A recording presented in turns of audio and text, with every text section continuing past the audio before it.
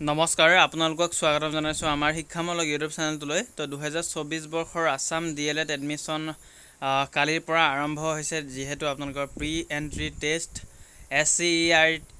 SCERT DLED admission যোগ্যতা কেৱল মাত্ৰ দ্বাদশ শ্ৰেণী উত্তীৰ্ণ হ'লে আপোনালোকে আবেদন কৰিব পাৰিব।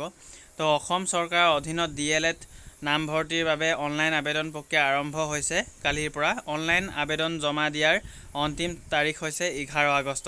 তো লাষ্ট ডেটৰ আগতে আপোনালোকে অনলাইনসমূহ কৰি ল'ব। তো HS পাছ হ'লে সকলোৱে আবেদন কৰিব পাৰিব। ইয়াতে আপোনালোকৰ ছেকেণ্ড ডিভিজন ফাৰ্ষ্ট ডিভিজন কথা নাই। তো HS পাছ হ'লে আপোনালোকে আবেদনসমূহ কৰিব পাৰিব।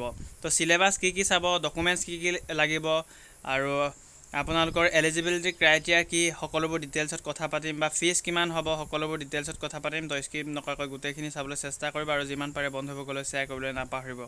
তো যোনসকল কেণ্ডিডেটে যে মনত বান্ধিছিলে, মনত পুহি ৰাখিছিলে যে এজন টিচাৰ হ'ম বুলি, তো DLED এডমিশ্যন 2024 বৰ্ষত যদি আপোনালোকে প্ৰি এণ্ট্ৰি টেষ্ট পাছ কৰে তেন্তে আপোনালোকে নিশ্চয়কৈ DLED পঢ়িবলৈ সুবিধা। দুবছৰীয়া যি কোৰ্চ হয় সেই দুবছৰীয়া কোৰ্চত আপোনালোকে পঢ়িবলৈ লাভ কৰিব। তাৰপিছতে আপোনালোকে টেটৰ যি এক্সাম হয়, এক্সামৰ পিছত আপোনালোকে টেট টিচাৰ হিচাপে নিযুক্তি লাভ কৰিব। তো চিলেবাছ প্ৰথমে আমি আপোনালোকৰ এলিজিবিলিটি আৰু চিলেবাছসমূহ চাই লওঁ, তাৰপিছত ডিছকাছ কৰিম নেক্সট পৰ্যায়। তো স্কিপ নকৰাকৈ গোটেইখিনি চাব। তো এক্সাম টাইপ হৈছে এণ্ট্ৰেঞ্চ এক্সাম হ'ব আপোনালোকৰ MCQ টাইপৰ। Course DLED organisation SCERT Assam. Qualification কেৱল মাত্ৰ হায়াৰ ছেকেণ্ডেৰী পাছ বা 12 পাছ হ'লে এপ্লাই কৰিব পাৰিব। Application process online. তো অনলাইন কেনেকৈ কৰিব আমি ষ্টেপ বাই ষ্টেপ এবাৰ দেখাই দিম বাৰু আপোনালোকক নেক্সট ভিডিঅ'ত। তো এপ্লিকেশ্যন ফিজ 600 টকা হ'ব। ষ্টাৰ্ট ডেট 22 জুলাইৰ পৰা অথবা কালিৰ পৰা আৰম্ভ হৈছে। তো 11 আগষ্টলৈকে আপোনালোকৰ অনলাইনসমূহ হৈ থাকিব। তো 11 আগষ্টৰ ভিতৰত আপোনালোকে অনলাইনসমূহ কৰিব লাগিব। তো এডমিশ্যন DLED ডিটেইলছ দিয়া আছে। Name of the exam pre entry test PET 2024।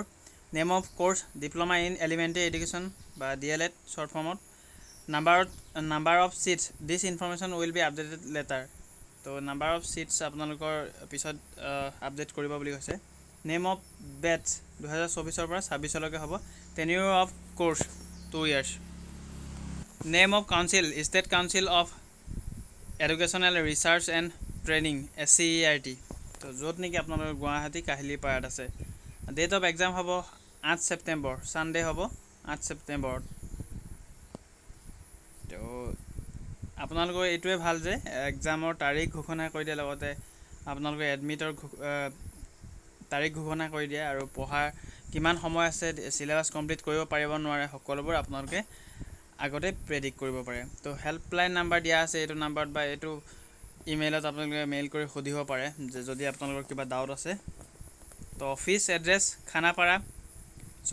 Kahilipara Guwahati 781019 Assam. তো এলিজিবিলিটি ক্ৰাইটেৰিয়া চাব। Educational qualification: the candidate must have passed higher secondary 10+2 or its equivalent examination from recognized boards council with at least 50 marks in aggregate, excluding marks secured in extra optional. For candidates belonging SC/ST category, there will be relaxation of 5 of marks in aggregate. তো SC আৰু ST কেটেগৰীয়ে 45 হ'লে apply কৰিব পাৰিব। আৰু as limit দিয়া আছে, the candidate must not be less than 18 years old and not more than 34 years old।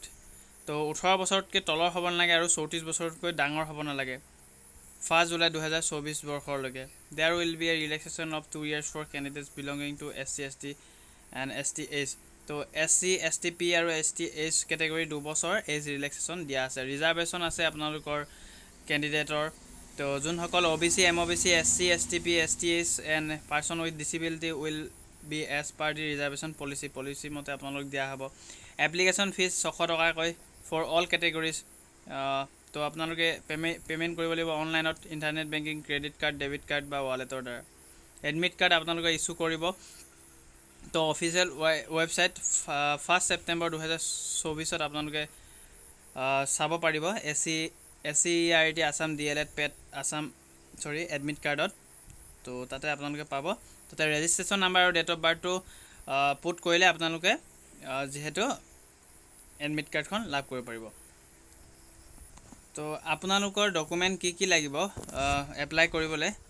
Recent photo লাগিব 100 KB ভিতৰত JPG ফৰ্মেটত হ'লে হ'ব, ছিগনেচাৰ 100 KB JPG ফৰ্মেটত, আৰু 10ৰ এডমিট কাৰ্ড সেইখন হৈছে আপোনালোকৰ 450 KB PDF ফৰ্মেটত দিব লাগিব, আৰু HS মাৰ্কশ্বিটখন 450 PDF ফৰ্মেটত দিব লাগিব। তাৰপিছতে important that's of SCERT DLED admission. তো 22 জুলাই আমি ডিছকাছ কৰিলোঁ, যিহেতু এপ্লিকেশ্যন ষ্টাৰ্ট ডেট 22 জুলাইৰ পৰা আৰম্ভ হৈছে, application last date 11 August, admit card issue date 1 September 2024, আৰু এক্সাম হ'ব PET এক্সাম ডেট 8 ছেপ্টেম্বৰ 2024, আৰু ৰিজাল্ট দিব 23 ছেপ্টেম্বৰ। তো ইম্পৰ্টেণ্ট কিছুমান লিংক দিয়া থাকিব, মই ডেছক্ৰিপশ্যনতে আপোনালোকক দি দিম। তো এপ্লাইৰ লিংক দি দিম আৰু অফিচিয়েল ৱেবছাইটৰ লিংক দি দিম, তাতে ক্লিক কৰি আপোনালোকে সকলো ডিটেইলছ চাব পাৰিব। তো এয়াই নেক্সট ভিডিঅ' আপোনালোকৰ চিলেবাছ কি চাব সেইখিনি, যিহেতু ফুল্লি A to Z ডিটেইলছত কথা পাতিম, আপোনালোকৰ ছ'চিয়েল ছায়েন্সৰ পৰা, মেথছৰ পৰা, ইংলিছৰ পৰা, কোনটো টপিকৰ পৰা কিমান নাম্বাৰ আহিব সকলোবোৰ ডিটেইলছত কথা পাতিম। যিহেতু এয়া কেৱল মাত্ৰ আপোনালোকৰ আপডেট দিছোঁ যে SCERT আণ্ডাৰত DLED এডমিশ্যন চলি আছে। তো যিমান পাৰে বন্ধুবৰ্গলৈ শ্বেয়াৰ কৰিব, আৰু চেনেলটোত এই ধৰণৰ আপডেটখিনি পাই থাকিবলৈ ছাবস্ক্ৰাইব কৰিবলৈ নাপাহৰিব। আৰু নেক্সট ভিডিঅ'ত আপোনালোকৰ এপ্লাই প্ৰচেছটো দেখাম, তাৰপিছতে চিলেবাছখন কেনেধৰণে হ'ব বা চিলেবাছ ক'ৰ পৰা কিমান নাম্বাৰ আহিব আমি ডিটেইলছত কথা পাতিম। তো ধন্যবাদ, নেক্সট ভিডিঅ'ত লগ পাম।